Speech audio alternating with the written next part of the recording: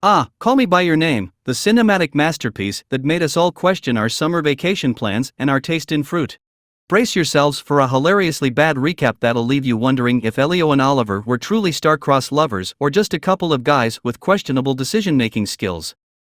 So, we start with Elio, a young man who spends his summers in a picturesque Italian villa. Must be nice, right? He's basically living the dream life of every teenager, surrounded by beautiful scenery and his parents' endless support. What a tough life, indeed.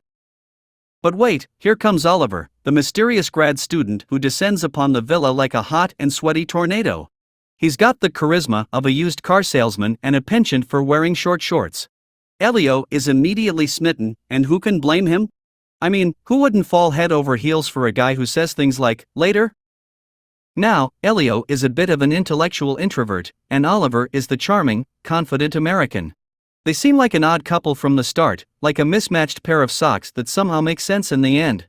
Elio spends his summer days reading, playing the piano, and hanging out with his friends Chiara and Marzia, who are just as baffled by Elio's life choices as we are. In a classic case of I didn't realize I was jealous until now, Elio gets all weird when he sees Oliver making moves on Chiara. I mean, who could blame him? It's not every day you see someone pursue your crush while playing volleyball, and not in a good way. Elio should have just given Oliver a rulebook on how to properly hit on him. But don't worry, things get even more awkward. Elio starts sneaking into Oliver's room to smell his clothes. Yes, you heard that right.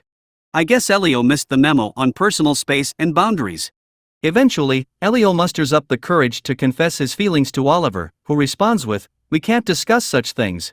Talk about a conversation killer. Then, there's that magical moment in a secluded spot when they finally kiss. But Oliver is like, "Hold your horses, Elio. Let's not rush into anything." And they proceed not to speak to each other for days. Communication skills? Zero. Elio, in his infinite wisdom, decides to go on a date with Marzia and ends up sleeping with her. But don't worry, it's not cheating because Elio is, apparently, a relationship expert. He then leaves a note for Oliver, and they have a steamy midnight rendezvous.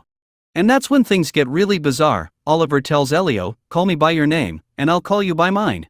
If that doesn't sound like something straight out of a Shakespearean tragedy, I don't know what does. Fast forward to the morning after, and Elio is having an existential crisis, contemplating the brevity of their time together. Meanwhile, Oliver stumbles upon Elio mid-peach masturbation session. Yes, you heard me correctly. It's like Elio was auditioning for a role in a very odd fruit commercial. And I thought oranges were the only fruit worth mentioning. Things go downhill from there as Elio essentially ghosts Marzia, who's understandably confused and hurt. Hey, who needs clear communication when you can just act like a jerk, right? As Oliver's departure looms, Elio's parents, who clearly have a PhD in matchmaking, suggest that the two lovebirds take a trip to Bergamo. Because when your son's heart is breaking, the best remedy is a romantic getaway. 3 days of romance later, Oliver heads back to the US, leaving Elio heartbroken. But wait, there's more. During Hanukkah, Oliver calls to drop the bombshell that he's engaged to be married. Elio's reaction? He calls Oliver by his name, and Oliver reciprocates. Apparently, that's their version of a tearful goodbye.